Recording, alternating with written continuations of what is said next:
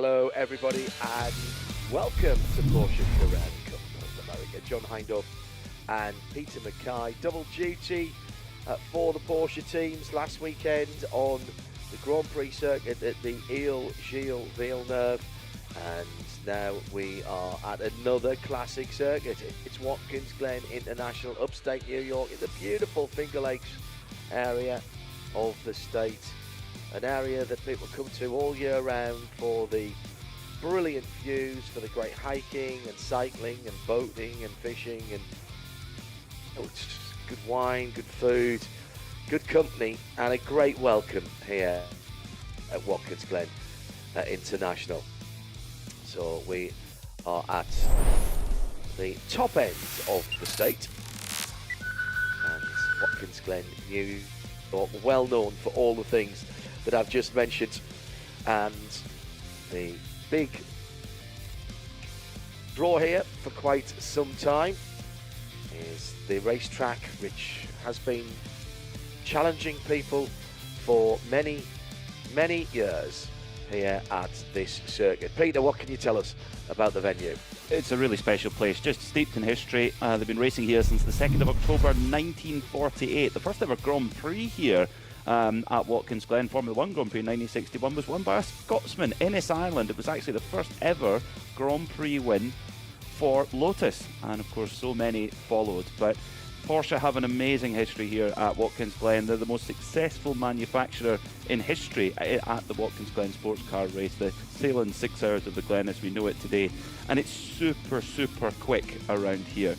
You look at the average speed in a GTP prototype, you're over 130 miles an hour average speed. Here in the Porsche Carrera Cup North America, over 115 miles an hour average speed across the whole lap. It is a serious racetrack here at Watkins Glen. Always a driver favourite, and I think we're going to have some great racing. And good to see Ryan Yardley backing up that confidence-building performance in Montreal a week ago with a win and a second place. He's put it on pole with a lap time of 1:47.349, a tenth and a half ahead of Jimmy Libre. Great qualifying again from Jimmy Libre. Championship leader Riley Dickinson on third on the grid after qualifying, and all three of those drivers covered by just 0.168 of a second. So it's going to be very close out there, I am sure of it. Last year, Ryan Yardley, he took the win in race 1, with Alex Sedgwick taking the win in race 2. Both of them winning from pole position. Will that form follow today? We shall see. Being led around by the Porsche Taycan safety car. Let's have a look and see where your favourites are. Just heard Peter talking about the front of the field.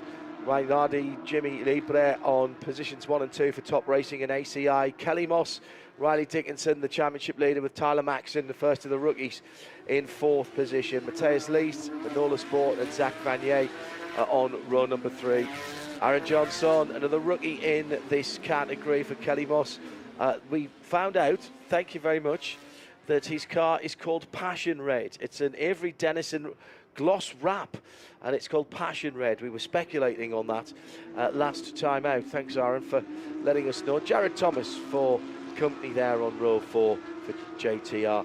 Yves Boltas and Michael McCann make up the top 10, and Paul Bocuse for JDX is in 11th, with the best of the Pro-Am drivers, Alan Metney in 12th position, looking to claw some points back on JP Martinez. He's second in the class, but down in 17th position, with Patrick Mackay in 18th position there, share row 9.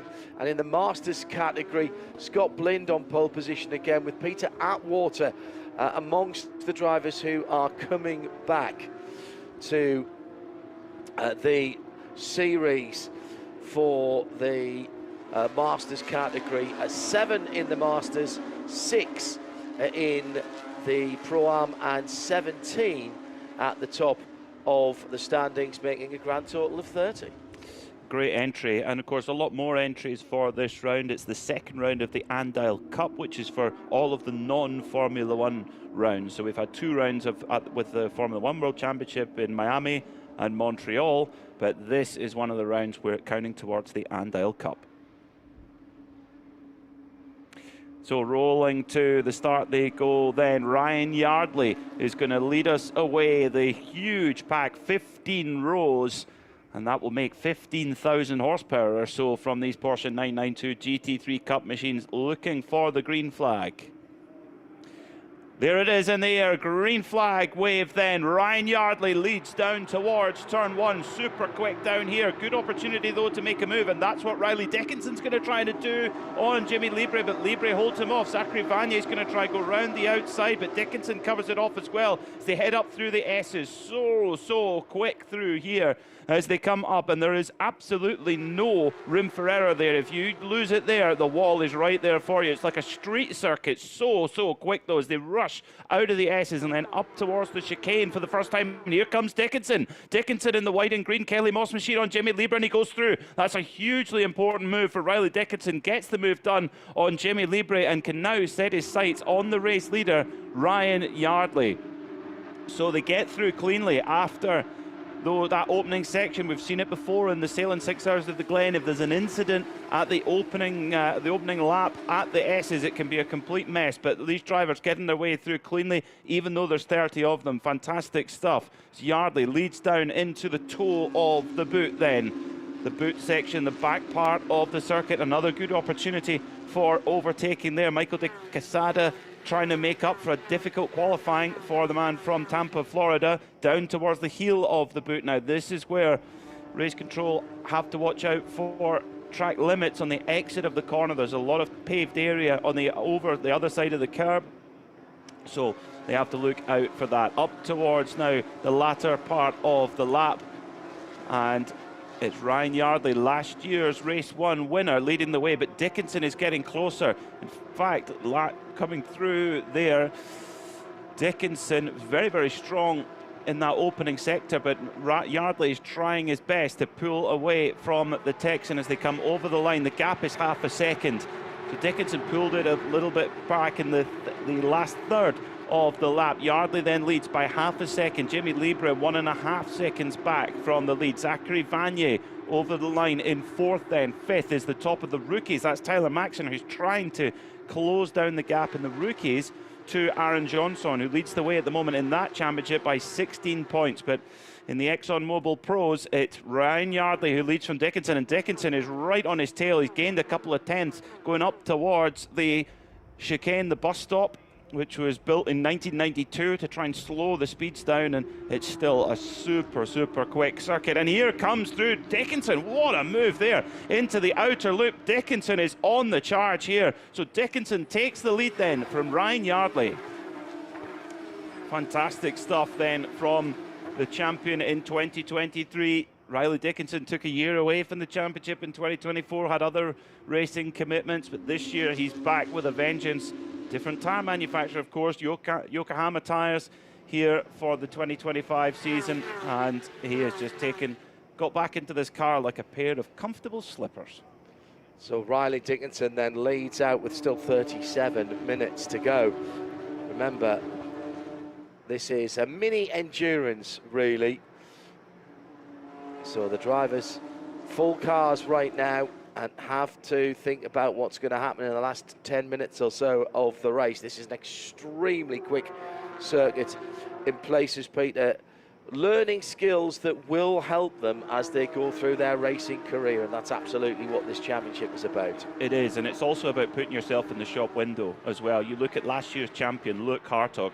He raced at Le Mans this year. He's racing at the Nürburgring 24-hour this weekend. He's racing at the Spa 24-hour next weekend. That is what this championship can do. Is, oh no, the final corner. Michael de Quesada is off the road. He's spun around. The hazard warning lights are flashing, so the disastrous weekend continues for Michael de Quesada. It was a dreadful qualifying for the Floridian in 14th place, and that is going to be no points from where he is right now. See if we can work out what happened there as the leaders go into the bus stop for the third time of asking. Riley Dickinson's pulled out more than half a second on the field. In sunshine here with 23 Celsius in the air and 39 Celsius. Michael de Quesada has come into the pits. 23 and 39, as I say, on the track. That will be giving the Michelin tyres quite a workout. Those Yokohamas, yeah, getting a real workout, because the track temperature is so high. It's so greasy here at Watkins Glen. Of course, lots of different track action going on, of course, and that, of course, rubbers the track in as it goes. But Dickinson, whatever the surface is, he is just pulling away, determined to increase his championship advantage over Ryan Yardley, who, after finishing second, a close second behind Riley Dickinson at Montreal, he was absolutely despondent when he actually took forever to get out the car. He was just sitting there with his helmet on in a zone, almost having a word with himself, and he frustrated. But you're trying to chase a really high bar here with Riley Dickinson. He's such an impressive young driver. Amazing to think he's still in his early 20s. It seems like he's got a lot more experience than that age suggests. 23, I think we said last time out, and he hasn't aged a year since then. Up through the climbing S's then, onto the first of the longer straights here at Watkins Glen for the leaders. Ryan Yardley at the moment has no answer for the leader in the classes. Alan Metney up to a strong 13th position at the moment, but he's got Patrick Mulcahy right in his wheel tracks. That's about a second as well. In the Masters category, Scott Blind is in 18th position. His closest competitor is Peter Atwater in 21st position in the JTR, and it's Rob Walker for JTR Motorsports Engineering who is next up in that category. Three categories, the cars are all the same. It is the drivers that are making the difference in the classes. 4 litre, normally aspirated, flat 6 engines, and producing a little over 500 horsepower. Of all the things that have changed down through the years, and even in the last few years, that has remained constant. Even when we went to these cars, the Type 992, the engine continued over. And why would you change it? It's a winning formula. It sounds great. It is just a classic Porsche sound. And you can still get it in a road car, in a street car, either with the big wing as the GT3 or the GT3 Touring, which is a more comfy version, which you can have back seats in now, and that doesn't have the rear wing if you want to leave your wings for the track. See, Peter would have the GT3, but I'm touring all day. I would have the GT3 RS actually, in GT silver, so it looked exactly like one of these 992 GT3 Cups rolling out the factory, and I would be in the slow group in the track days at Knock Hill, but I would have a big smile on my face. That wouldn't be the car's fault, of course. That would be very much my fault. But mind you, there's some good coaches there who could help me out. Scott Blinn leading in the Masters category. He's dominated the Masters category all year, just head and shoulders above everybody else. And quite crucially, he's gone to both of the Formula One rounds in Miami and Montreal. Had a great weekend in Montreal. Despite having a drive-through penalty in the second race, he still won the class. So he's really marching to a good lead in the Solaris Aviation Masters class. He's on 162 points. The nearest competitor is Todd Parriott on 107. So Scott Blinn now just got to focus on getting race finishes, and he can put himself in a really clear position by the time we head towards the end of summer and into early fall when the championship concludes. He could have it wrapped up early if he keeps up this form in that bright yellow and purple Ruckus racing machine. Certainly does cut a dash, doesn't it, in terms of its livery. Gone are the days when we would have had a field full of Carrera white Porsches. Those days long gone. And the livery artistes, and that's what they are, so creative nowadays with aero paint, film and vinyl. That Avery Dennison wrap that we were talking about from earlier on, that passion red. I wonder if I should do a colour change on my road car to that. That would the Jomson special. I like that. Yeah, absolutely. Dickinson is checking out here. 1.6 seconds to the good right now. As Yardley put in his personal best through sector 1. He's trying everything he can, but Dickinson is just that 0.5% better per lap at the moment, and that is what Porsche Carrera Cup racing at the very highest level is about, is those tiny minutiae. You cannot afford to make errors. You have to be perfect over and over and over again, which, as you mentioned earlier, John, I think it's a great point. Training to be a sports car factory driver in the future. Absolutely. When you have to do an hour stint, big crash into 3-car the incident. chicane. And 2 of them have rolled to a halt. Marco Cirone is one of them. That is the silver 84 car. That is GT silver. Peter So Peter Atwater was having a scrap with 22nd and 23rd position, in 2nd in Masters and 5th in Pro-Am. Marco Cirone is the one that hasn't got going. Canadian driver. This will bring out the Porsche safety car, I think. It looks like right rear suspension damage. It was in the braking area to the bus stop. I think there was a 3rd car involved there, Peter, but I couldn't quite see who it was. It's going to be the braking into the braking area. Well, that was just Cirone locking up across the front. The cars that I thought were involved were actually behind. Masterful piece of avoidance then by that number 17 car of Peter Atwater. Was it the 17 or was it the 12? It was the 12. Peter Atwater who drove through the little chicane of the chicane. How did he miss that car? That is not what you're expecting. Coming up, our AMR safety crew already there. So coming up to that, and Rob Walker's got damage as well. Was he in the vicinity? Yes, he was. Oh my goodness me. That is super driving from Atwater. I don't think there was any... was there No. So the damage on the Rob Walker car was from earlier on in the race, because there was an incident under investigation. So with a number 18 car, that's the Herbie, the Beetle car. The Herbie Beetle car is a 53, and was Richard Edge that was involved in that. That was reviewed inconclusive. So that'll be where the other damage came on Rob Walker's car. But what's strange is that it looked like a full wheel lockup under braking, but these cars have anti-lock braking system on them.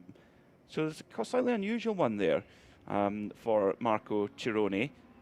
That's a pity for Cirone, always a strong driver in the Pro-Am category. Hasn't got a win on the board yet this season, but he's been in the running for it. He's trying hard to get that category win in the Solaris Aviation Pro-Am category. The number 53 there with a bit of damage to the right-hand rear. Just behind that Yokohama Advan tyre. Not slowing him down too much on the fast straights, but it's by no means the most efficient aerodynamically out there at the moment. I think the issue here is we're going to have to lift the Marco Cirone car. And Marco has been having a good run as well in the Pro-Am. Yeah, he's sitting 5th in the championship at the moment. He's 50 it's points. Very tight, 3rd down to 5th though, isn't it? Yeah, definitely close to a effectively podium position over the season, if you like, because Alan Metney is only 19 points ahead of him. JP Martinez has just had a fantastic year, 129 points. And of course, don't forget that a lot of the drivers at the front of the championships overall right now have had 2 Formula 1 rounds, which a lot of the drivers aren't doing. They're mainly aiming at the Andile Cup, which is for just the IMSA sanctioned rounds. So we started off in Sebring. That's the only round actually that the Andile Cup drivers have had. So and then we get more into a rhythm of things with IMSA circuits as we go out through the rest of the year. It's Peter Mackay with me, John Hindhaugh, in the IMSA Global Broadcast Centre. Porsche Carrera Cup North America coming down to just over half distance. Porsche safety car out in front. Great news for Ryan Yardley, because Dickinson was gone. He was checking out. How many times have we seen it? I was thinking to myself, we've seen this film before several times. Riley Dickinson just slowly but surely building a gap and not relenting until the checkered flag. This gives an opportunity now for Ryan Yardley to think, right, I've got to try and spring a surprise, and he's got to try and do it quickly off the restart and ruffle Riley Dickinson's feathers, because it seems over a single race lap, it seems that Dickinson has the edge. His best race lap is a 149.8. Yardley's best race lap is a 150.2. That's quite a big margin in Porsche Carrera Cup North America. To give you an idea, that would be the difference between pole and fourth in qualifying. So that is quite a big difference. So interesting that Yardley was quicker in qualifying over the single lap, but it seems on race pace Dickinson's got the edge. But when it, we might go back to green flag racing with 15 minutes on the clock, maybe slightly more, slightly less, and that gives an opportunity for a real shootout. And Yardley he's definitely going to be happy to have seen that safety car come out. Sub 2 minute lap here, Peter.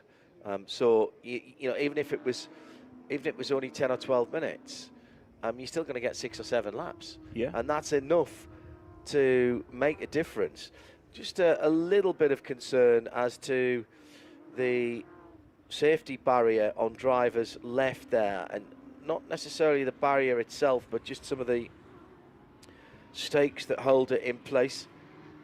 And they are just having a look without the safety team and track services. Our thanks to both sets of hard working volunteers without whom we can't go racing. Now this is why we're in caution. Marco Cironi in the GT silver car, losing it under braking in front of Peter Atwater in the highlighter coloured car, the green and white machine. And how they didn't come together, I don't know. It looked like a fairly innocuous hit on the guardrail, but it's done damage to the right rear suspension of Marco's car. And that's why it's on the back of the rollback. He's on his way back to his pit, to the pits, actually his car is. That may live to fight tomorrow in the second race. I would hope so. Peter Atwater will be absolutely fuming that he dropped from a Masters pole position. I think he was in second at the time, and drops down to 6th. And of course, under the yellow, he's not getting a chance to move back up the field. However, a masterful, see what I did there? Okay, I like it. Yeah, I'm with you. A masterful piece of avoidance. We've also already lost, before that, Michael Di Casada, who had issues very early on, in fact, just on the first lap of the race. At the final corner of the first lap, yeah. So it may well have just driven into the pits from there. So yeah, it's a season that started off so well for Michael Di Casada and the Allegra Motorsports machine, but it's just sort of, the thread is kind of unraveling a little bit over the last few rounds. He's got pace, he's a quick driver. He's won the Rolex 24 in the GTD category before, so he can do it. It's just things not quite going their way. Maybe just over driving slightly, maybe just trying too much to make things happen, which is totally understandable for a young driver. These cars are very particular. They are not, as we said in Canada, they are not GT4s, they are not GT3s. And the Cup cars have a particular driving style. And there have been some very, very good drivers down through the years who just haven't got on with them. Some pro drivers who've come in as VIPs into the various series around the world. And it is not, you don't just jump into this and start running at the front of the field, Peter. No way. No, you don't. It's unless you are something really, really special indeed. But in general, everyone has to serve their apprenticeship. If you look at someone like Lauren Heinrich, who's a very good example, someone who is the reigning IMSA GTD Pro champion, winner at Sebring this year, and at the moment leading the championship in the pro category in IMSA at the moment. But he started off in various categories, but really made his name in Carrera Cups, in Carrera Cup Deutschland and in the Super Cup, and didn't win straight away. No. So that tells you you have to serve your apprenticeship. That said, as the safety car lights are out on that very nice Porsche 911 at the front of the field, was that what led them round? I thought that was a four-door that led them round to start with. But I may have been incorrect. I apologise for that. If you do well, it puts you in the shop window, because Carrera Cup is a global series. And it can really put you in the shop window. And in fact, Luke Hartog who has won this championship in the past, parlayed that into a Le Mans drive this year. Yeah. Among other things. Exactly. In fact, he's doing 3 of the major 24-hour races in a row. Le Mans, Nürburgring this week, and Spa next week. So amongst lots of other activities. So that shows you what's possible. And you look at some of the names that have won Carrera Cups in the past, it is like a who's who. The lights are out on the safety car then, so we should be going back to racing with 19 minutes-ish left on the clock. So that gives us plenty of racing action to go. Dickinson versus Yardley. Certainly that's been the story of the last couple of races. Let's see. Peter Mackay and John Hindhaugh with the action for you. And delighted to say that we're bringing the whole season to you live, free and without interruption on the player at IMSA Radio for the audio and the video as well. RS2 is the home of IMSA Radio, but we've also got IMSA TV as well as the IMSA official YouTube page, and of course on the Porsche official YouTube pages as well. So Riley Dickinson, having built up just over a second's worth of a lead, has to do it again, and he's gone in between the second to last and last corner. Green flag is in the air, and the Porsche's charged down to that tricky downhill braking area at turn 1. The right-hander, 1 or 2 people thinking of overtaking manoeuvres, but they stick back into line, try and get the perfect run through that serpentine uphill through, and already the leading pair so smooth through those first couple of parts of the uphill S's there, and already pulling away. This is a chance for Ryan Yardley in the draft. He goes to the left-hand side. He'll have to go the long way around. Can't get the overlap. Can he do the over and under? Oh, Dickinson, too experienced for that. And those two fighting has brought Jimmy Libre and the black and red car in 3rd position back into the fight. As soon as you start fighting here, Peter, you leave yourself open to attack from behind. Yeah, it's a momentum game, it's a rhythm game, and if you break that rhythm, you're going to cost yourself so much time. So that is the challenge of this category, being having to be able to make the moves, but also try and not expose yourself to attack from behind, because there are so many quick drivers. You know, Dickinson, Yardley, Jimmy Libre, Zach Vanier, Tyler Maxson. That is your top 5, all of which have race-winning pace. They're really, really strong. Oh, Jared Thomas, has had a little mishap there at the toe of the boot in the white and red JTR Motorsports engineering machine, almost like the colours of the McLarens that ran Porsche Tag Turbo engines in the mid-80s. I think there was a GT1, 911 GT1 or GT1 Evo that ran in those colours as well in one of the European championships. Jared runs that colour scheme on his other IMSA car, which is in the Mazda series. He's still very much a leading light in that, and has used some of his prize money down the years to start JTR Engineering and JTR Motorsport, and more power to his elbow. Clearly a young man with a plan, not just for his driving, but also for his racing business, which is a very smart thing to do. As you were, really, at the front of the field, we had the 911 Porsche safety car out, Peter, but Riley Dickinson, he hasn't quite stretched out to what he had before, but half a second within a lap of going green. Now let's see if we can work out what happened to Jared Thomas on the far side of the circuit. Another car involved, we think, was Michael McCann. Let's see if we can... Oh yes, it was. Yeah, the number 8 silver car, another one that's in GT silver.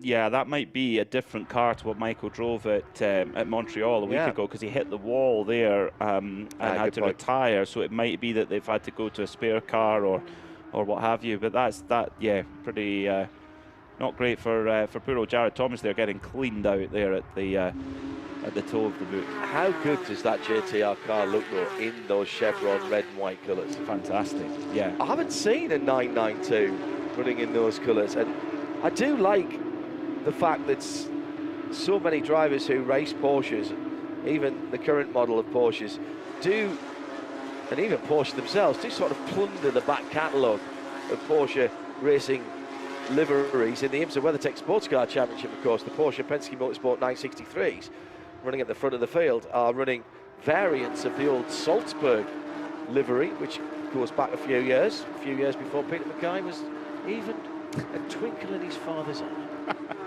That was, yeah, the colours of Mrs. Piech's team. Yes. Dr. Porsche's daughter, whose son was Ferdinand Piech. And that was, yeah, two works teams basically, the Gulf JW engineering team and the Salzburg team, which weren't really supposed to be there, and I don't think the Gulf team were very happy, but that's all part of Porsche's amazing folklore. Not many brands like it that have such a glowing history and so many interesting anecdotes all the way through the generations.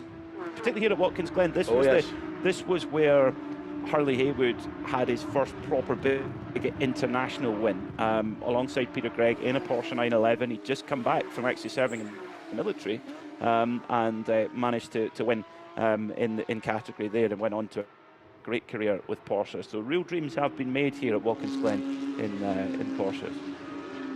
This looks like another demonstration drive in some respects here, Peter, and I say that with all respect to Ryan Yardley in second place, but goodness me, once again, it's an absolute masterclass by Riley Dickinson, who did not start on the front row today. No, he didn't. No, we must remember that, actually. I mean, amazing start. It didn't have quite the qualifying he wanted. Qualified on the second row of the grid and made his way through. You know, the last two races here have been won from pole. So that is really changing the narrative of what we've seen here in the past in the Porsche Carrera Cup North America here at Watkins Glen. In the other classes, we've got Alan Metney's leading the way in the Solaris Aviation Pro-Am category, so good, just ahead of championship leader JP Martinez. Then in the Masters, Scott Blind is doing what he does best, leading by 3.4 seconds from Rob Walker in Herbie the Lovebug. With a little bit of damage on the right rear of that car, but it doesn't seem to be slowing down that car at all. Scott Blind under a little bit of pressure at the moment, but that's from the Pro-Am driver. That's Patrick Mulcahy behind him, so doesn't have to fight that one too hard. The only thing I would say is that, well, no, actually the next Masters car is Rob Walker all the way down in 21st, so since Peter Atwater had to avoid that incident, and in fact he has been through the pits. Peter Atwater has been through the pits and rejoined at the back. So and the good thing for Scott Blind is in that Solaris Aviation Masters category is that not only is it a 4-second gap, it's the several cars between him and Rob Walker, which is worth its weight in gold, even more than the actual time gap is the cars in front. Yeah. Ryan Yardley is trying everything he possibly can here to try and close down Dickinson, but Dickinson is just not making an error. He's driving like we've seen him do so many times before. There's a bit of debris now. Yes, it isn't the Black Mamba, which is what it looked like for a moment there. Now that is a very quick part of the circuit, and full course yellow for that debris. Yeah, I thought that might have to be the case because it's a very quick part. Peter. Yeah, over the rise, coming into the heel of the boot, into the right-hander. In a GT3 car, you're doing 135 miles an hour in there, so you won't be much less than that in a GT3 Cup. I think this might be a tiny little bit quicker because they haven't got quite as much aero.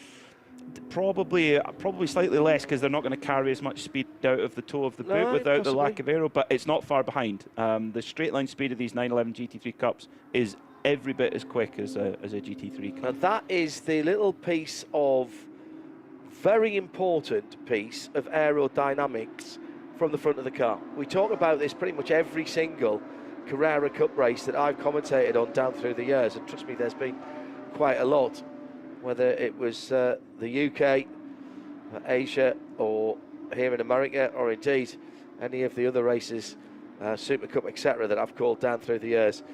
Whatever the type of car, we're on 992s now, that's the type number. It is just underneath the front air dam. So all the nice, pretty painted pieces, and then this bit of sort of a rubberized interference fit front, almost like a chin spoiler is the best way to say it. It doesn't stick out a very long way, but it goes all the way along the bottom of the front air dam, and then it spreads out and wraps around the front edges of that air dam towards the wheel arches. The road cars have them too. Underneath the ones on the road cars, there's a little drop-down sort of reverse gurney flap, which you can replace independently. So if you do catch a speed bump or something like that and you give it a little bit of a rub, you can't take that off. Now, on the road car, it's quite important. On the race car, it's super important because it is managing the air around the front of the car. And frankly, without it, you're going to burn up your Yokohama Advan tyres, particularly on a fast circuit, because you're going to get push, you're going to get understeer, and that is just going to make you wish for the checkered flag and that you were back in the paddock area. And the amount of times we see them removed from the car that they started with, I suspect there is a long queue at the parts truck after every Porsche Carrera Cup North America race, and I'm sure they have many in stock in the Porsche Motorsport truck. Jared Thomas coming through the pit lane, and he was in there for a minute and a half, so must be taking some sort of repair. Also, Peter Atwater, when he came into the pits, was 7k over the limit, so he'll have to come back through. Well, that was about 5 minutes ago, wasn't it? So I think he's done that. Yes, he has. So the drive-through here is 38 seconds. That's the delta for the drive-through. That's going to be worth remembering for when we do the Michelin Pilot and the IMSA WeatherTech Sports Car Championship as well. So the safety car lights are already out. Riley Dickinson will have to do this again as he comes back to the line.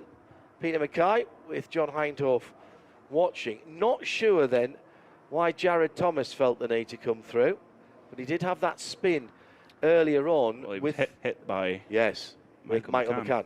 That is going to be reviewed post-session. Say race control. So now last time Riley went towards the end of the lap between 10 and 11. This time he's held on just a little bit longer, gets to the middle of the final corner and then gets away, and once again he's jumped away to a perfect lead. He's not going to be challenged. Down into turn one as he went across the line, he had over a third of a second. Ryan Yardley in the black and yellow car with no answer to that. Jimmy Libra still in third. Zachary Vanier in fourth for JDX. The best of the rookies, Tyler Maxson for Top Racing in the 77 car, is in fourth position. That's the almost all-white car that's fourth in line. The rest of the field going through. Alan Metney's up to 11th position, by the way, now in the Pro-Am category. And the Masters leader is Scott Blind in 15th position. So Scott Glen looking like he's going to be able to improve on his already strong championship position, but through the opening sector, Yardley just actually taking a little bit of time out of Dickinson. The gap is 0.360 of a second at the last timing point as they come through the middle part of the circuit now. So quick through here. There's not many slow points at all actually at Watkins Glen. I mean, in a GT3 car, yeah, the slowest you'll be going is 65 miles an hour, and that's not for very long at all. That's the very tight left-hander towards the end of the lap. But in Sector 2, Dickinson has been imperious through the mid part of the circuit. He takes 0.3 of a second back out of Yardley going through Sector 2. 6.5 minutes to go, and this is not over yet. But you've got to hand it to Riley Dickinson, Peter. Whatever this race has thrown at him so far, he didn't start in the best position. We've seen him play slightly conservatively, play the odds. I thought the first race last weekend, it is only last weekend, of course, that we were on track, so it's been a pretty quick turnaround for the drivers and indeed the teams to get back down over the border from Canada. Not a huge amount of mileage in terms of as the crow flies, because we've often done back-to-back actually, Watkins Glen and Canadian Tire Motorsport Park, and that's a little bit closer in Montreal, but logistically it all still had to be done with the race cars and all the carnets and coming across the border. And I thought Riley last weekend in that first race when he was chasing down Ryan Yardley and looked like he might have had a slight advantage at one stage, but then last 2 or 3 laps he thought, you know what, I'm going to take these second position points, then went out and won the second race. Well, what we don't know, of course, is what tyres these drivers, in terms of how old the Yokohamas are. So that's one of the things that we will have to work out between now and tomorrow, and to see what they've got left. Yeah, that is what will only become clear in the first few laps of tomorrow's race. We kick off reasonably early in the morning, actually, so it should be cooler track temperature. So we might see some quick lap times. 149.8 is the fastest race lap set by Riley Dickinson today. 3 years ago, we had Kai van Berlo on different specification of tyre, 147.151. I think with cool track temperature, we could get quite close to that in tomorrow morning's race. At the moment, then, Riley Dickinson doing what we've seen him do so many times before, controlling his pace now at the front of the field. His last lap was a 150.154. His best lap is a 49.879, and that is the fastest lap of the race. So he's getting points there. Alan Metney just outside the top 10 now in 11th position, leads Pro-Am, and he's got one car between him and JP Martinez, and that is Ashley Freiberg, who actually is a rookie still in this championship, running 4th of the rookies at the moment. Didn't get the weekend, certainly not the first race that she wanted last weekend in the number 22 Kelly Moss racing car. Bounced back nicely in the second race and loves this track. Talked to Ashley early in the week, and I know from her time in IMSA in the past, the predecessor to the Pilot Challenge, she loved coming here. It's an amazing track, proper old school. You know, you think the history behind this place, but that comes across in the way that the track is, and you hear about so many of the top international sports car racers. They all talk about how they love coming to race in North America because of the tracks, how unique they are. They're so different to what you get over in Europe. Also, good run from Sabra Cook, who's had a mixed season so far. She's up in the top 10 overall. That's a good run, just 6.6 seconds off Riley Dickinson right now in the lead of the race. Michael McCann and James Sofronas, an incident there will be looked at. In fact, is being looked at the moment. That was straight after the green flag. 2.5 minutes to go. And we've also got a few people with final warnings on track limits, including the number 77 driver. And that is Tyler Maxim, sorry, yes, of course. And he's sitting in 5th position and the best of the rookies. He does not want a penalty here. That would be a very bad end to a day that so far has him halfway up the top 10 and taking top points for the rookie championship for himself and for Top Racing. And he needs those points to get back a little bit on Oren Johnson, who's been absolutely running away with that in the Passion Red wrapped car.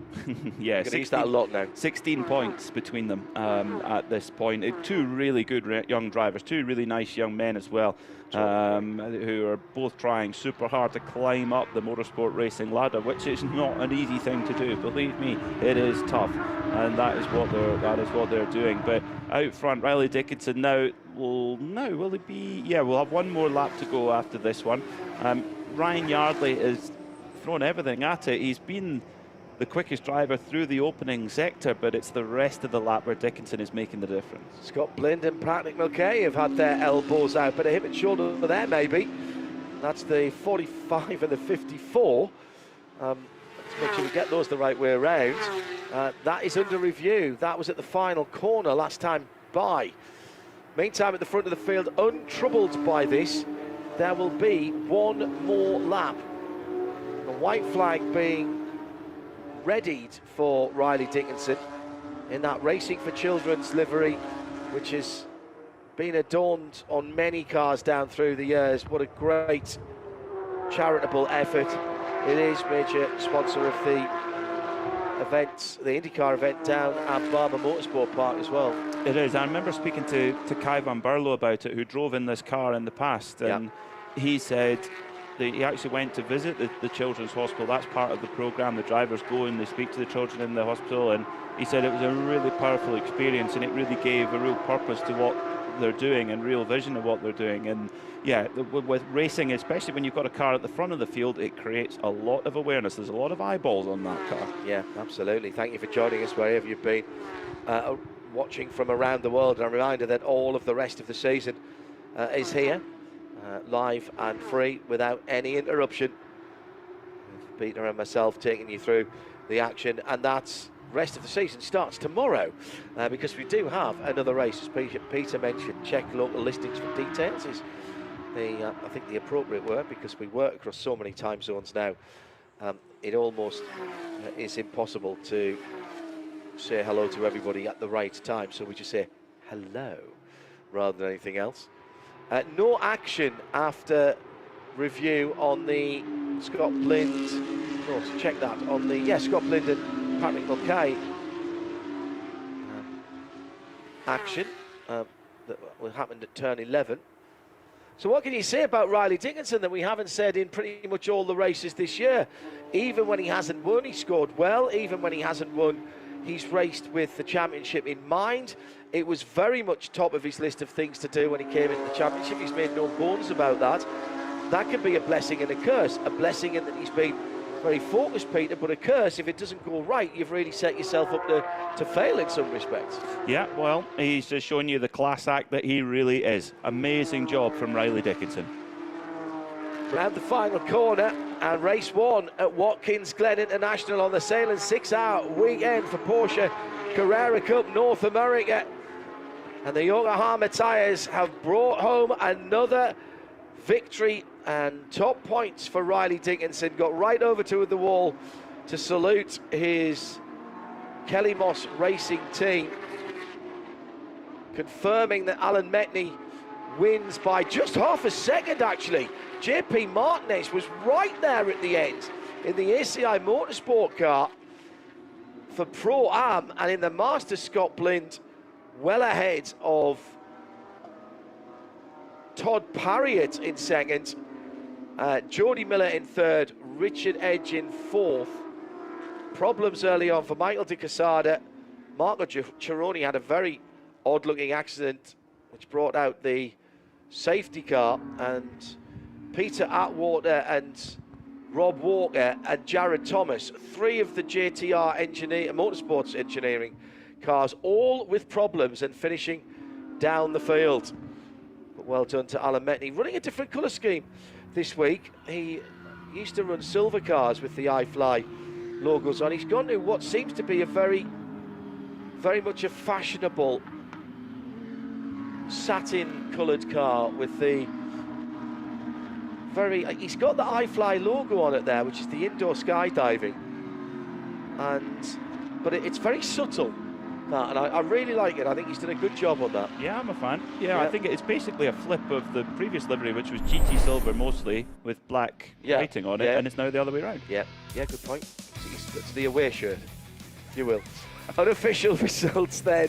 Riley Dickinson, Ryan Yardley, they're battling for the championship, but Ryan squeezes a few more points out and will extend his lead. Jimmy Libra on the podium in third, ahead of Zach Vanier, Tyler Maxson, Matthias Lees, Aaron Johnson in there as well. Tyler Maxson and Aaron Johnson, the first two rookies, then Yves Baltas and Paul Bacus, the third of the rookies in the top 10. Sabra Cook in the top 10, and Ashley Freiberg in 11th position, having got by Alan Metney late on, who takes the green number square class. That's the Pro-Am. Metney from Martinez. Look further down to Patrick Mulcahy. Scott Blind in 15th takes another win in the Masters category, and his closest competitor was outside the top 20. Matty Stewart, by the way, just in the top 20. Decent scrap for second, third and fourth between Todd Parriott, Jody Miller and Richard Edge in the Masters category. Everyone from Jared Thomas down had some kind of drama or issue, and there's a lot of JTR cars down there. Marco De Quesada, the spin at the end of the first lap, and then came straight in to the pit lane. Riley Dickinson does it again.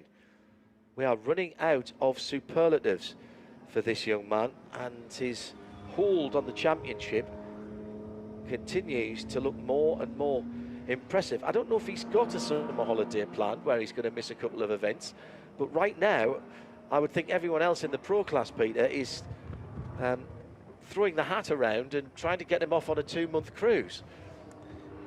Things can turn around very quickly, though. I've said this all year. You know, Riley himself had that issue in Miami where he had to start at the back of the grid, and that he didn't win either race. So Ryan Yardley's just got to keep his head down, keep doing what he's doing. He's much closer to the front than he was at the start of the season. If he can keep doing that, it keeps Riley Dickinson under pressure, and pressure does funny things to even the best of drivers.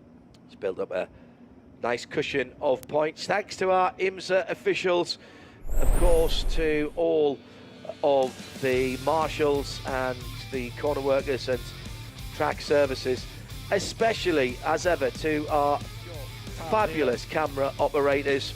And Alyssa was in our ear with a new intern. Hello, Alison, and thanks for being with us. Peter Mackay with me, John Hindorf. We'll be back doing it again. Can Riley Dickinson make it a delightful double here at Watkins Glen International? Tune in tomorrow to find out. Bye-bye.